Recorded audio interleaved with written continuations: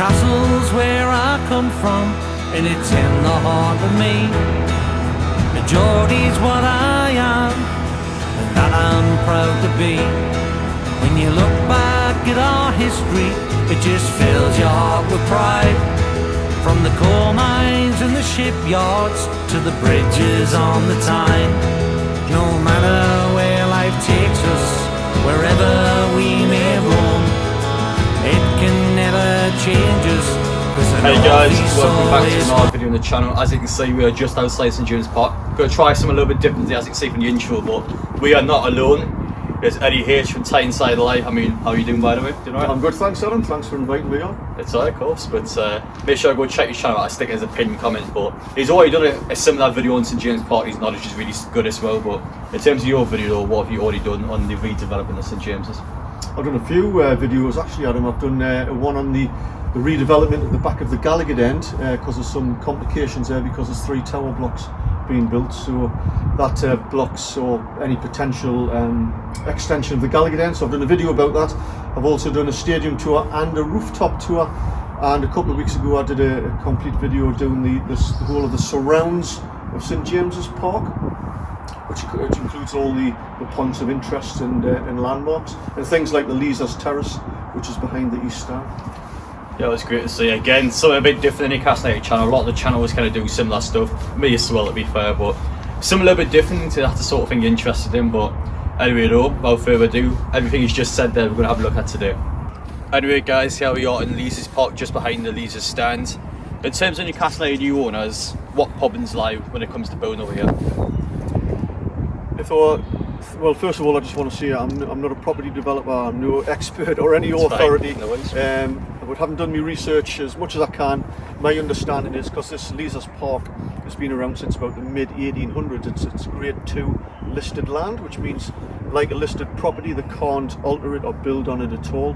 So it's absolutely just a non-starter for any sort of development on Leazes Park.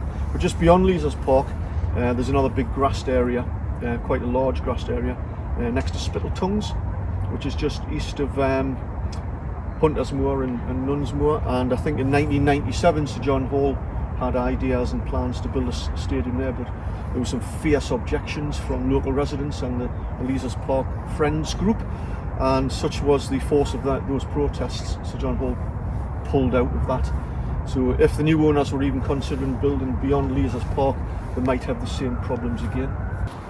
Now we are stood outside just next to the East Stand, the smallest stand in St James's Park. Why can't we just go to the Leazes Terrace and just remove the building? Why can't we do that? I wish we could, but unfortunately it's a grade 1 listed building, Leazes Terrace, which means obviously like Leazes Park, can't be touched at all. So that means there's a huge restriction on the height that this building, the East Stand, can be, because the light needs to get to the terrace. I've heard 1 or 2 ideas put forward that there could be some sort of glass wall built above it, or a metal structure like a fence, but I personally I can't visualise that. I don't know how that would work, and it seems really quite complex and expensive for me. Exactly the fact that Newcastle United signs literally there in the first place, so I don't know, maybe the glass goes over the top like it already has, but like a different shape or something. I don't know personally, but again, no, I don't feel like we should be really fitting with the design of the stadium. It's just more whether we can expand in certain areas or not. Yeah, my understanding is it's just a non-starter on the east side. Okay. So here we are just outside the Strawberry pub. So what's your thoughts in terms of the development around the pub? I know a lot of people are sort of being really upset with how the buildings have been built around the terrace, so you can't even see outside the Strawberry pub properly. I mean, what's your thoughts about that? It's such a shame, you know, this is Newcastle United's iconic pub. You know, it's been around since like the mid-1800s. Not that Newcastle United have, but the pub has. You know, and it's just this piece of history has been spoilt by this horrible L-shaped office block. You know, it's just, and they've blocked the terrace bar at the back, which they've just finished doing. So it's, you know, it's literally like 3 foot behind it. So it's such a shame for the pub, which is one of them things. It's modern civilization, isn't it? You can't stop it.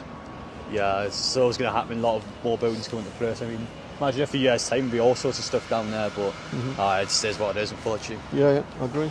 Here we are outside the Gallowgate end. Now, personally, I've always said this. I felt like we could just build on the back of the Gallowgate end, but why is that impossible?